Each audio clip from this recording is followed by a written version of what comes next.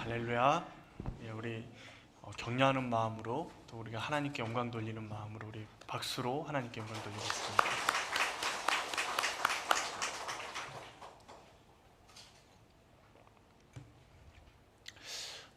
요즘 뉴스를 보시면 좀 어떠신가요? 요즘 시대가 점점 희망이 사라져 버리는 것 같습니다. 환경은 파괴되고 사람들의 관계는 깨어지는 것 같죠.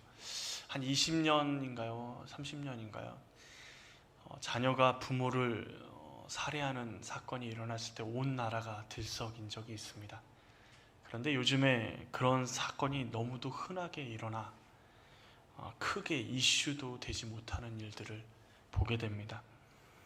부모가 자녀를, 자녀가 부모를 믿을 수 없는 시대가 요즘 시대이지 않나 생각이 되어집니다. 경제는 점점 어려워진다고만 하고 세계 곳곳에서는 전쟁의 소문들이 들려오고 지진, 홍수, 가뭄, 화산 폭발 등 자연재해는 수도 없이 벌어지고 있습니다. 세상에서 들려오는 소리는 희망의 소리보다 어두움과 절망의 소리만 들리죠. 교회는 어떻습니까? 교회는 그래도 세상의 희망이니까 괜찮나요?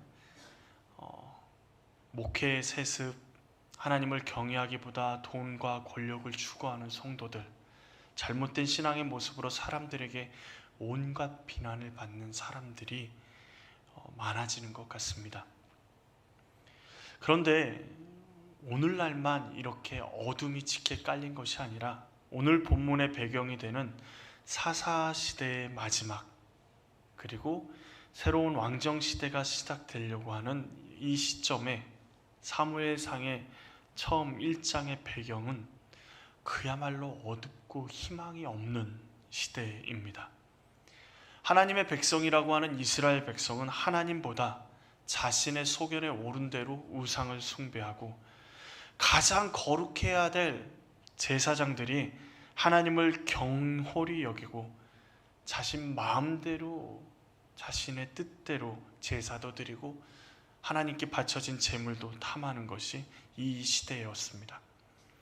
오늘 본문의 이름이 잠깐 나오는 홈리와 비느하스는 구약의 대표적인 타락한 제사장들입니다. 구약의 타락한 제사장 하면 아마도 성경을 조금 알고 계시는 분이라면 홈리와 비느하스를 뽑을 것입니다. 그 정도로 타락한 시대, 하나님의 백성에게서 거룩함이나 하나님의 말씀의 사모함, 경외함을 찾아볼 수 없는, 더 이상 이스라엘에게는 희망도 소망도 기대할 수 없는 시대가 바로 이 시대입니다. 절망적인 시대이죠.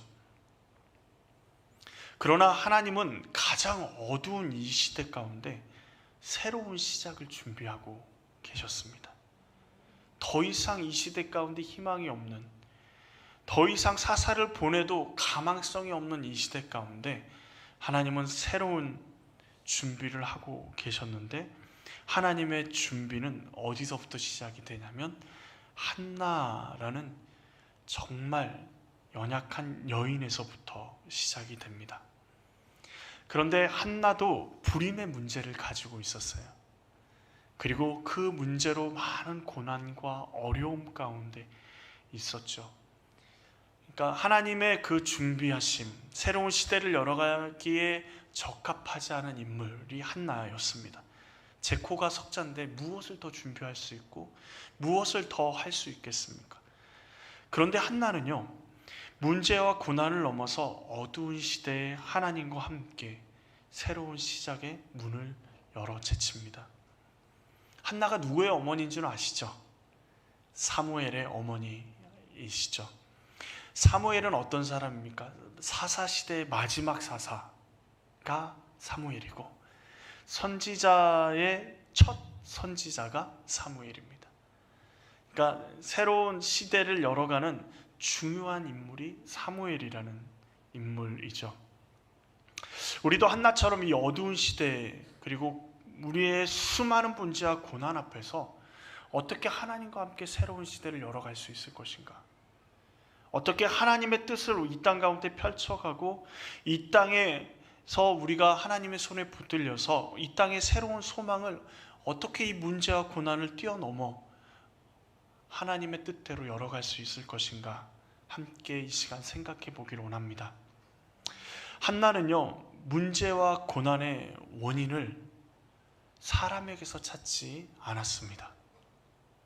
무슨 말이냐면, 문제와 고난이 닥치면 우리를 힘들게 하는 사람, 그 문제를 계속 우리로 어려움을 주는 사람을 쉽게 그 사람만 없으면, 그 사람만 태클만 안 걸면 괜찮을 것이라고 생각합니다.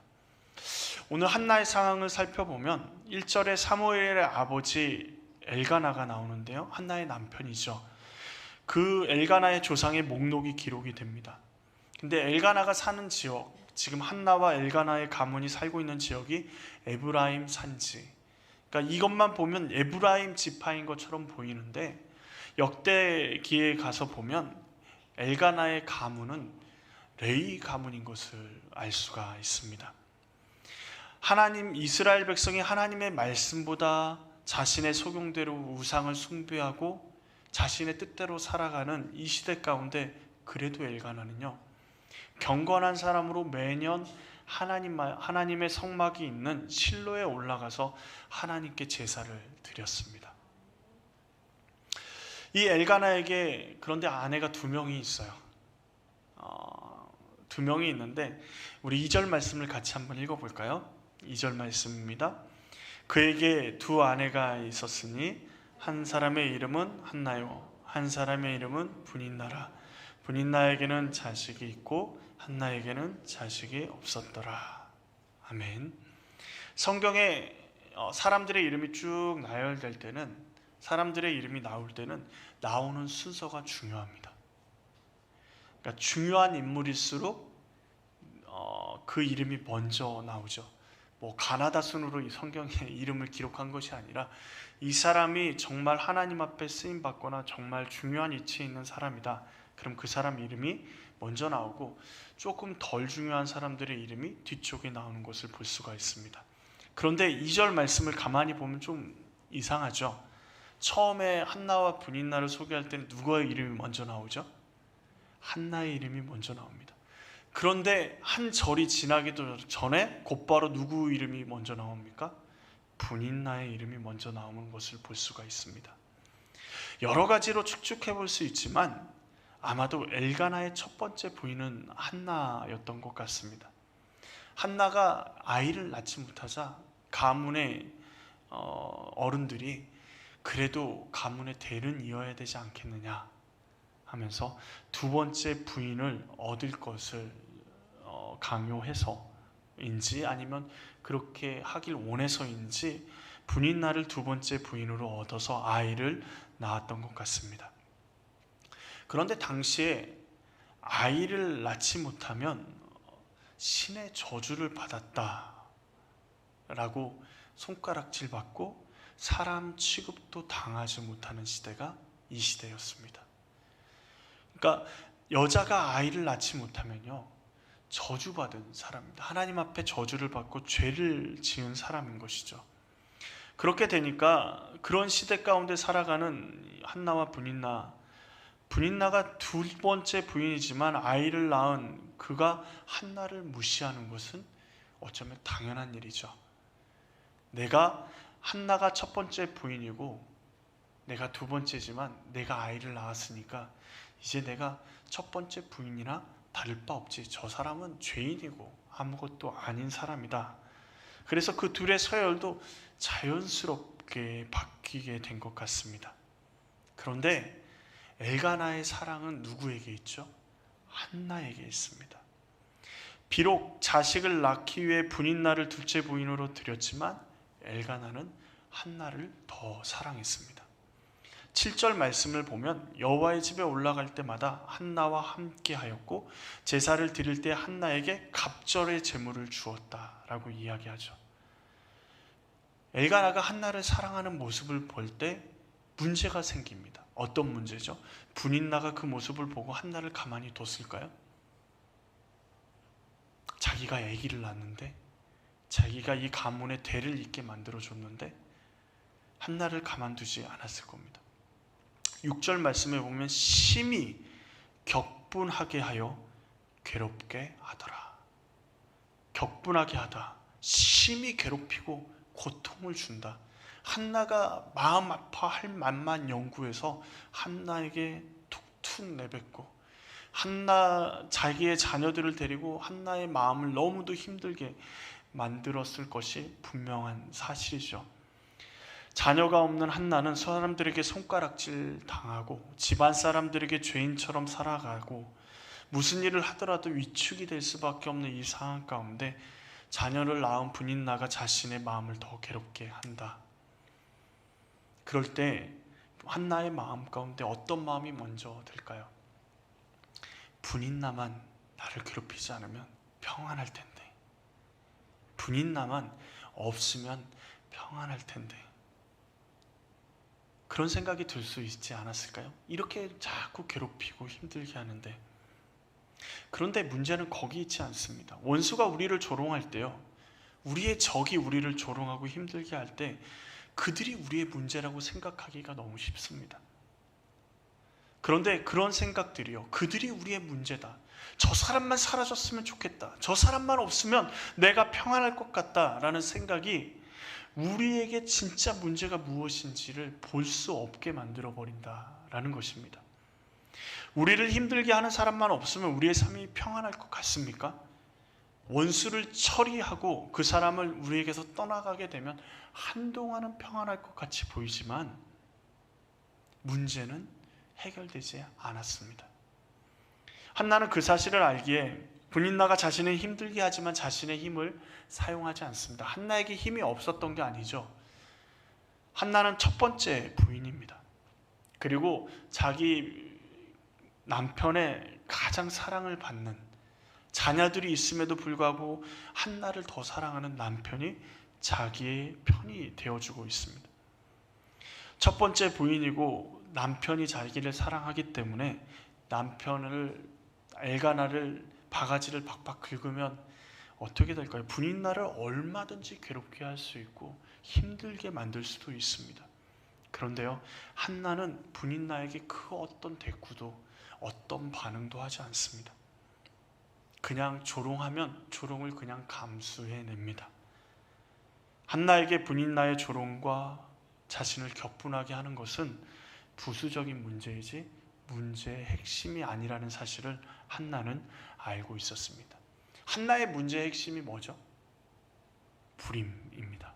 인간적으로 보기엔 불임인데 문제의 원인이 뭔지 오늘 말씀에 나와 있습니다. 2번이나 연속해서 기록해 놓고 있습니다. 5절 하반절과 6절 하반절에 여호와께서 그에게 임신하지 못하게 하시니, 한나의 불임의 원인이 어디 있죠?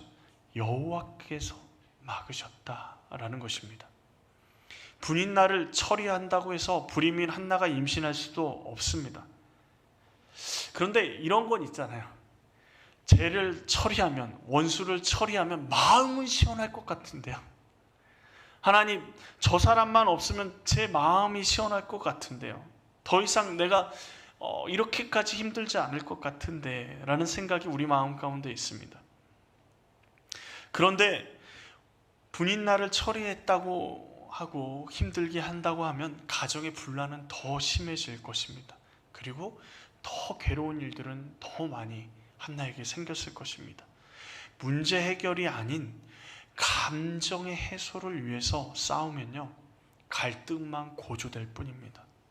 문제를 해결할 수 있는 길이 막히게 되고 그 길이 더욱더 보이지 않게 되는 것이죠.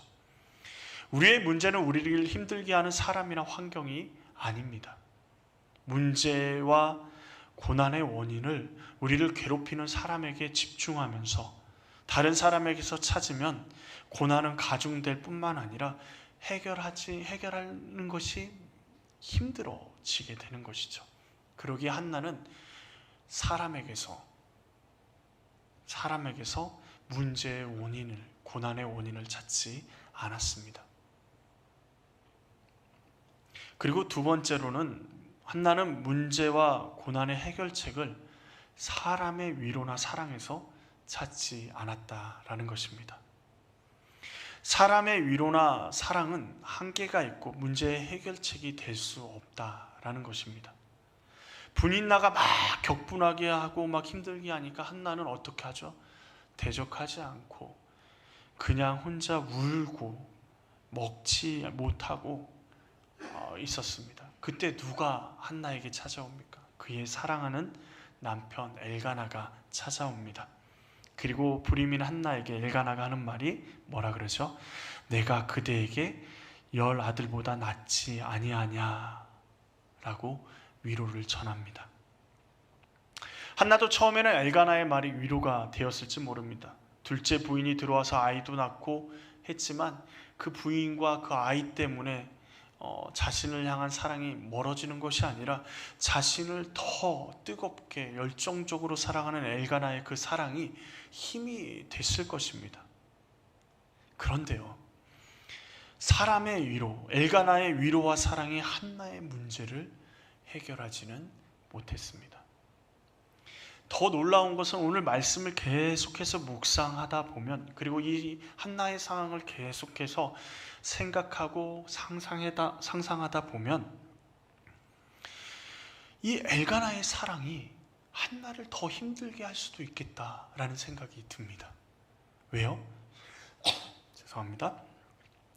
아이를 낳아도 자신을 바라보지 않는 남편 엘가나.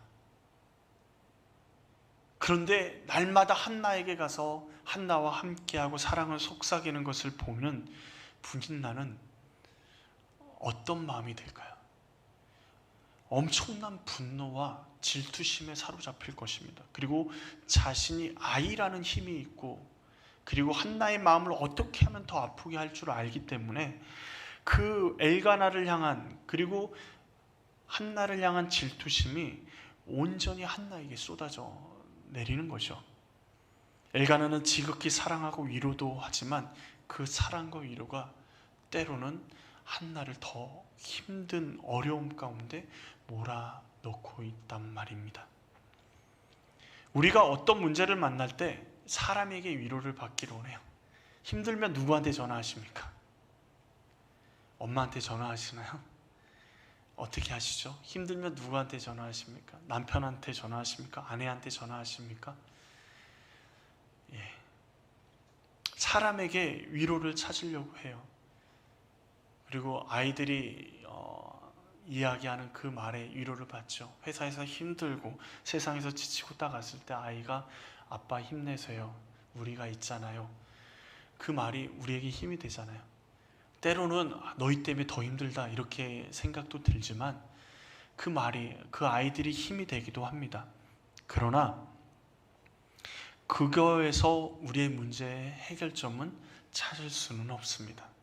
잠시 좋아지고 많은 힘을 주기도 하고 다시 우리를 일어설 수도 있게 하지만 우리에게 무거운 짐으로 때로는 그 위로와 사랑이 느껴지게도 만든다라는 거죠.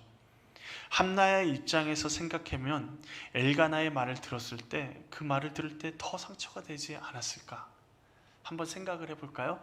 한나는 지금 아이를 못 낳은 것 때문에 마음이 위축이 되어 있습니다. 그리고 분인나가 계속 자신을 들들 이렇게 마음을 긁고 자신이 낳은 아이들을 일부러 한나 앞에 지나가게 하면서 한나를 무시하게 만들기도 하고, 그러니까 그 마음이 너무도 아파서, 아이 없는 그 마음이 너무도 아파가지고 힘들 때 엘가나가 찾아와서 8절의 말을 하는 겁니다. 8절 말씀을 우리말 성경으로 한번 제가 읽어드리겠습니다. 한나, 왜 그렇게 울고 있어? 왜 먹지 않고 있어? 왜 그렇게 슬퍼만 하고 있어? 내가 당신에게 10 아들보다 낫지 않겠소? 한나가 위로가 될까요?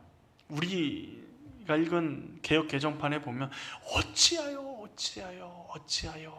라고 이야기하는 엘가나의 그 말이 오히려 분인나의 말과 행동 때문에 상처를 받은 그 상황 가운데서 엘가나의 그 말과 행동이 한나에게는 더 상처가 되지 않았을까요? 엘가나도 어쩌면 지쳤을지 모릅니다. 그죠? 매일 울고 있는 한나를 바라보면서 그래서 이런 위로의 말을 전했을지 모르지만 한나 마음 가운데 한나 왜 그렇게 울고 있어 할 때 마음 가운데 어떤 마음이 들까요? 왜 울고 있기는 알면서 물어보냐? 왜 먹지 않고 있냐고. 지금 밥이 목구멍으로 넘어가겠냐? 왜 그렇게 슬퍼만 하고 있냐? 당연히 슬플 수밖에 없지. 내가 당신에게 10 아들보다 낫지. 아들 하나만 있었으면 좋겠다 라는 생각이 그 말이 목구멍까지 올라오지 않았을까요? 엘가나의 이 말을 가만히 보십시오. 너가 그렇게 힘들겠구나. 당신이 너무 힘들겠네. 아들이 없는 게 왜 이렇게, 하나님은 왜 당신에게, 우리에게 아들을 주지 않으실까? 너무 나도 힘들어가 아니에요. 어찌하여? 왜 밥 안 먹어? 밥을 이렇게 맛있는 거 차려놨는데 아들이 없어. 아들이 없어도 되지. 자기는 아들이 있잖아요. 분인날을 통해서. 아들이 없어도 되지. 너는 내가 있잖아. 내가 재롱도 부리고 내가 다 아들 대신 다 할게. 그런데 아들이 필요한 한나의 마음에는 그건 위로가 되지 않습니다. 엘가나의 그 말은 전혀 공감이 없는 말이에요. 그러기에 엘가나의 말이 때로는 위로가 되었을지 모르지만 지금 엘가나의 말은 한나의 말을 분인나보다 더 칼로 찌르는 듯이 아픈 말이 되는 것입니다. 사람의 위로는 한계가 있습니다. 위로가 그 사람의 상처를 드러내는 경우도 얼마나 많은지 모릅니다. 그러기에 고난 가운데 사람의 위로나 사랑을 찾아가는 것은 어느 정도 힘을 얻고 우리가 일어설 수 있는 힘을 주지만 정답은 아닙니다. 오히려 그 사람이 나의 마음을 전혀 알아주지 못하고 함께 공감해주지 못한다는 사실을 깨달을 때 어떻게 되죠? 세상에서 나의 마음을 알아줄 수 있는 사람이 없다고 더 깊은 슬픔 가운데 나아가게 되는 것입니다. 우리를 힘들게 하는 사람이란 원수가 우리의 문제, 우리의 고난의 원인이 아닙니다. 그리고 사람의 위로나 사랑이 우리 문제, 그리고 우리의 고난의 해결책도 아닙니다. 그렇다면 우리는 어떻게 문제와 고난 가운데 이 모든 것을 해결할 수 있을까요? 한나는 어떻게 해결했을까요? 한나는요, 문제와 고난을 자기의 남편 그리고 분인나에게 풀지 않고 해결책을 가지신 분에게 나아갔습니다. 문제의 원인도 알고 문제의 정답도 아신 하나님께 나아갑니다. 문제가 생기면 원인을 때로는 우리 자신을 보면서 자책하기도 하죠. 죄악 때문에 우리에게 문제가 생길 수도 있고 큰 고통도 생길 수 있습니다. 그런데요, 중요한 것은 한나처럼, 욥처럼 우리 힘으로 어떻게 해볼 수 없는, 우리가 무슨 잘못도 하지 않았는데 그런 어려움들이 우리 가운데 찾아올 때가 있습니다. 그때 자책하기보다는 문제의 해결자이신 하나님께 문제를 가지고 나아가야 합니다. 말씀을 통해서 우리가 알고 있듯이 한나의 문제는 누가 막으셨죠? 하나님이 막으셨습니다. 하나님이 막으셨어요. 그렇다면 한나가 임신하지 못하고 고통의 시간을 보내는 것은 누구의 뜻입니까? 하나님의 뜻입니다. 그렇다면 그 시간은, 한나는 지금 고통스럽고 힘들지만, 그리고 하나님 앞에 애달게 날마다 나아가지만 그 시간은 하나님이 허락하는 시간이고, 그리고 하나님의 뜻과 섭리 가운데 있는 시간이죠. 하나님은 우리를 때로는 고난의 시간 가운데 머물게 하실 때가 분명히 있습니다.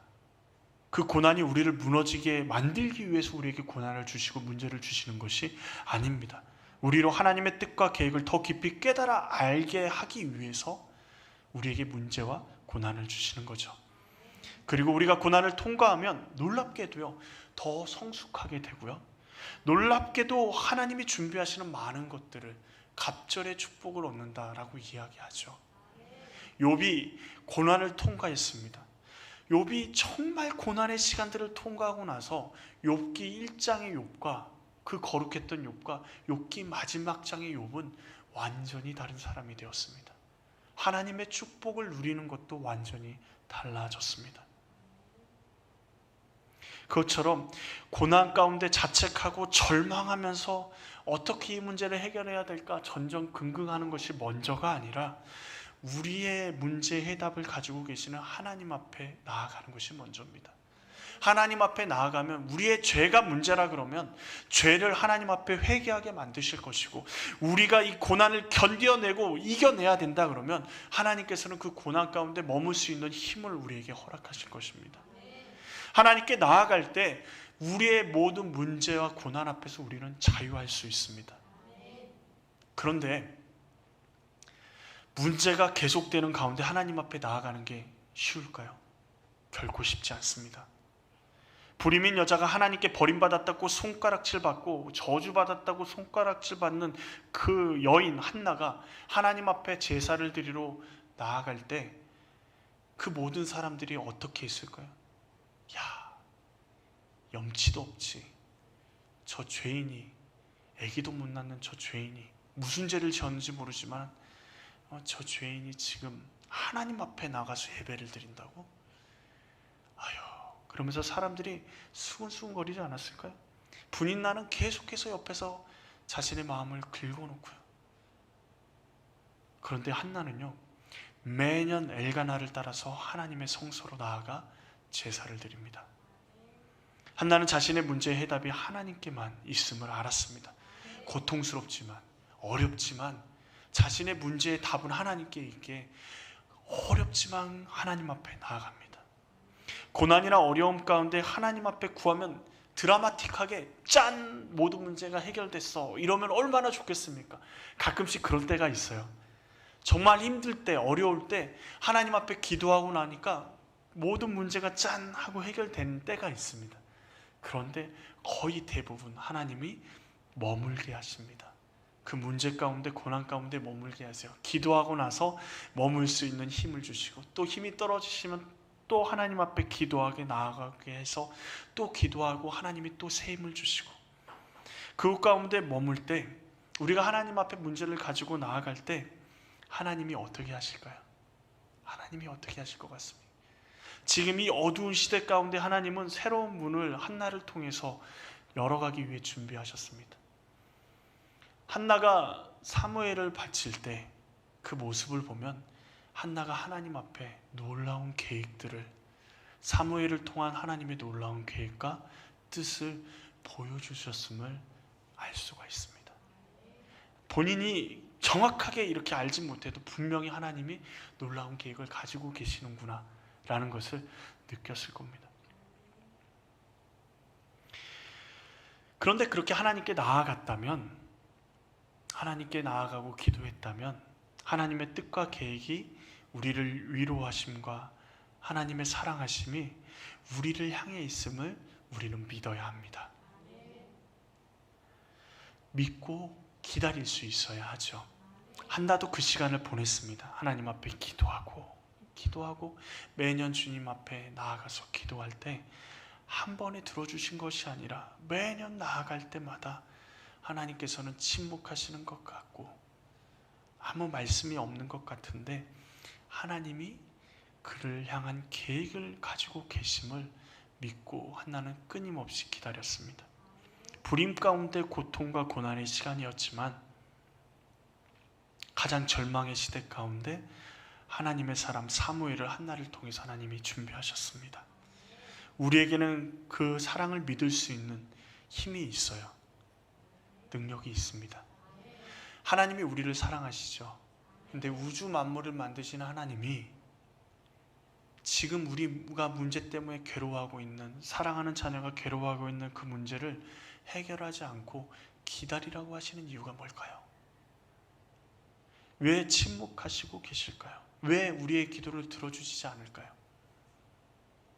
그러나 우리는 한 가지 확실히 할 수 있는 것은 예수님의 십자가의 사랑을 통해서 주님이 우리를 사랑하신다라는 그 사실을 확증할 수 있습니다. 누구도 그 사랑을 막을 수가 없습니다.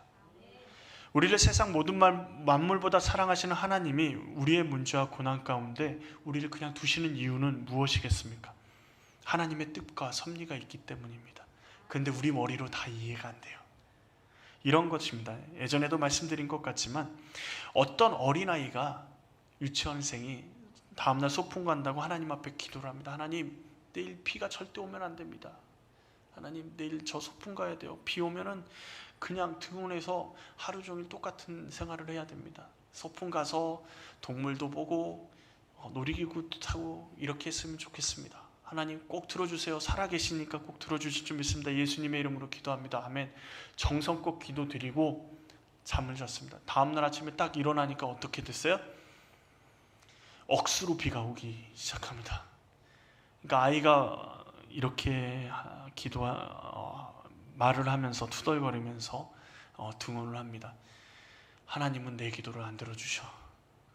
그렇게 열심히 기도했는데 아무 소용이 없네. 근데 그 아이가 등원하는 그 뒤편에 아빠가 틀어놓은 뉴스에서 이런 뉴스의 내용이 나옵니다. 열흘이 넘게 가뭄으로 힘들어하던 쩍쩍 갈라졌던 논밭이 이번 비로 완전히 해소가 되었습니다. 농부의 신음을 덜게 만들었습니다. 라는 뉴스가 나옵니다. 자, 유치원생인 어린아이의 시각에서 볼 때는 하나님의 기도는 응답되지 않았습니다. 그런데 하나님의 시각에서는요, 그 아이를 위해서 하나님은, 그리고 그 땅을 위해서 비를 준비하셨습니다. 하나님은 그 아이의 가정도, 농민도, 그 나라도 돌보시고 계시는 것입니다. 아이가 아무리 하나님 비가 오지 않게 해주세요 라고 얘기해도 하나님은 비를 내리십니다. 왜요? 사랑하기 때문에. 하나님의 섭리와 계획은 우리 작은 머리로 다 이해할 수가 없습니다. 그런데 분명한 사실은요, 비가 오늘 억수로 내 기도에 반대되게 억수로 내리고 있더라도 하나님은 우리를 사랑하시기 때문에 그 비를 내리고 계시는 것입니다.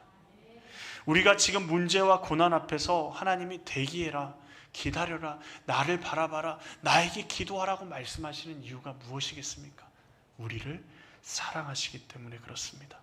더 중요한 것은 하나님은 우리를 위해서 많은 것을 준비하고 계십니다. 하나님의 사랑을 믿으십시오. 하나님의 선하시고 성실하신 그 하나님을 믿으십시오. 우리 인생의 많은 문제와 고난이 우리 삶을 엄습하고 지치게 만듭니다. 지금 시대는 더 그런 것 같습니다. 우리를 힘들게 하는 사람들과 싸우고, 그리고 우리를 위로하거나 우리에게 사랑을 주는 사람들에게 찾아가서 우리의 문제를 해결하려고 하지 마십시오. 하나님 앞에 나아가십시오. 우리를 사랑하시고 우리를 향한 뜻과 놀라운 계획을 가지고 계시는 하나님 앞에 나아가십시오. 한나를 통해서 사무엘을 준비하신 것처럼 우리의 문제와 아픔 가운데서도 하나님은 우리를 통해서 이 시대의 사무엘을 준비하고 계십니다. 먼 훗날 사무엘을 하나님께 드리고 나서 먼 훗날 한나가 사무엘이 활약하는 모습을 볼 때 뭐라고 이야기할까요? 그때 그 고난의 시절을 하나님이 주신 이유가 이때를 위함이었구나. 우리도 그러지 않을까요? 먼 훗날 우리의 죽음이 눈앞에 왔을 때, 우리 인생을 돌아보면서 우리 인생을 하나님이 이끌어 오셨구나. 하나님이 함께 하신 인생이었어. 하나님이 모든 것을 다 이룬 삶이었어 라는 고백을 우리 입술로 한나가 했던 것처럼 하게 될 줄로 믿습니다. 비록 우리 눈엔 보이지 않고 문제와 고난만 보이는 것처럼 보이지만 하나님을 믿고 하나님의 사랑하심을 믿고 걸어 나아갈 때 하나님이 우리로 승리하게 하실 줄로 믿습니다. 기도하시겠습니다.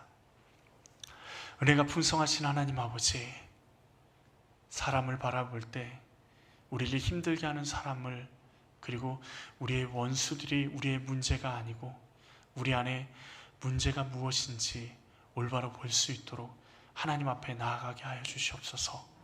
하나님 또한 우리의 생각과 우리의 모든 것들을 붙잡아 주시고 우리를 위로하고 우리를 사랑한다 말하는 사람에게 위로함을 받는 것으로 끝나는 것이 아니라 주님 앞에 나아가 주님이 준비하시는, 주님이 말씀하시는 그 모든 뜻을 우리의 삶을 통해서 온전히 이루어낼 수 있는 한나와 같은 삶을, 한나와 같이 우리도 사무엘을 준비해 나아가며 하나님 앞에 올려드릴 수 있는 승리의 삶을 살아가게 하여 주시옵소서.